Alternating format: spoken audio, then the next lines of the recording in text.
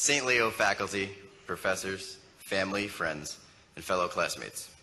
It is truly an honor to speak before you today as your commencement speaker representing the class of 2014. Thank you all. It is believed that many college graduates rarely remember who their commencement speaker was at their own graduation. So if you remember me years from now, I would be delighted. But if not, I can live with that. But what I truly hope that you will remember for years to come is my message for you all within my speech today. This speech is not going to be about me because the last 4 years were about all of us. However, I would like to share a story with you today that I've never told anybody in my entire life. It has changed my views towards life, and I hope it will do the same for you.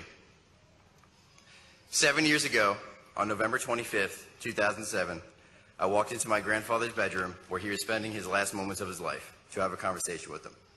I always remember walking into his bedroom during the final weeks of his life to see if he was strong enough to talk back to me. On this particular day, I remember him struggling hard to say one thing.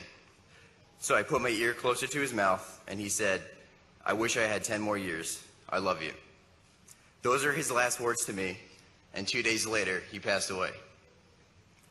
I never really thought about it until I had to write this speech. Why 10 more years? Why that number? It wasn't until recently that I figured it out that if he was granted 10 more years to live on this earth, he would have been able to witness my college graduation today, my cousin Jessica's graduation, and my brother Chris's graduation from college within the next 3 years. He always wanted his grandchildren to receive a college education, and it would have meant the world for him to see that. So today, we should remember how special it is, not only for ourselves, but for our friends and family who have been there for us all these years. Behind each of us here is a person or a group that helped us get to this point. We are able to graduate because we received help from someone. I know I wouldn't be standing here without the help from my mom, my dad, my brother Chris, my Aunt Jeanette, my Aunt Patty, and my grandparents, especially my grandma who's in the audience. Some of you may continue to go on to school and then get jobs after that. Or some of you may try to get jobs right away. Or some of you might even have a job lined up right now.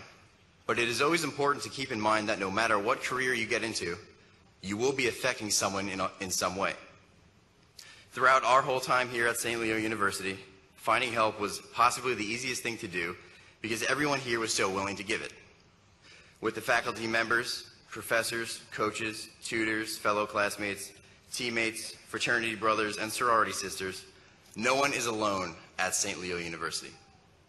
Everyday conversations with the dining hall workers, talking at dinner for hours with friends, fishing and relaxing down by the lake, or even hanging out in the library. These are the things that make every day at St. Leo such a big blessing on a small campus. The things you will remember most from St. Leo University will not come from the subjects you were taught in the classroom, although that would be nice if you did.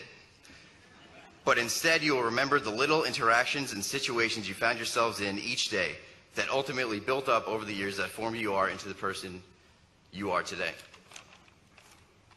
If some of you are sitting here today and are unhappy because of something you should have done or didn't do, that is totally okay, because the past 4 years were here for you to realize your strengths and your weaknesses so that you can improve them from this day forward with your degrees as your new foundation and set higher goals for yourself.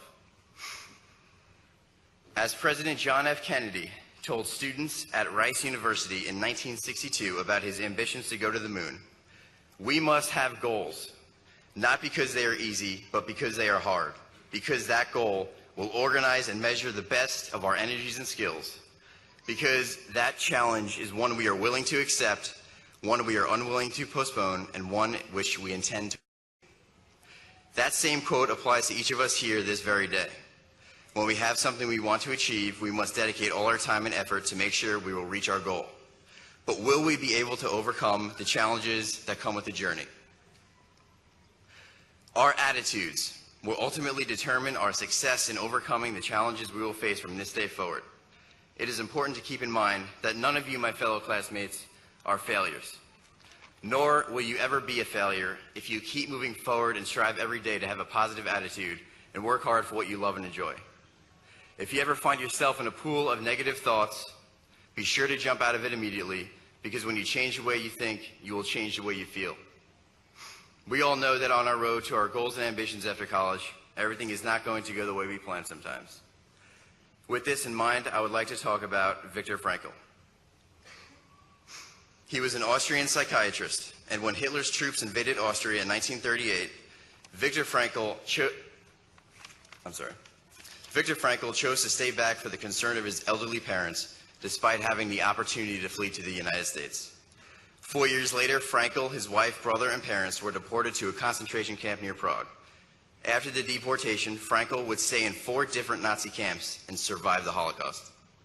From the experiences in imprisonment, Frankl realized that a person is most likely to survive a suffering or ordeal if he finds a reason to live, whether it is a big one or an insignificant one. He writes in his book, A Man's Search for Meaning, that the meaning of life always changes, and we can discover this meaning of life in 3 different ways. 1, by creating a work or doing a deed. 2, by experiencing something or encountering someone. And 3, by the attitude we take towards unavoidable suffering. Frankl states, everything can be taken from a man but one thing, the last of his human freedoms, to choose one's attitude in any given set of circumstances, to choose one's own way. No one can choose your attitude beside yourself. So, St. Leo University class of 2014, I hope you all find your reason that motivates you to live each day. Whatever career you want to pursue with your life, whatever makes you happy, wherever you want to travel, do it, and do it with a positive attitude.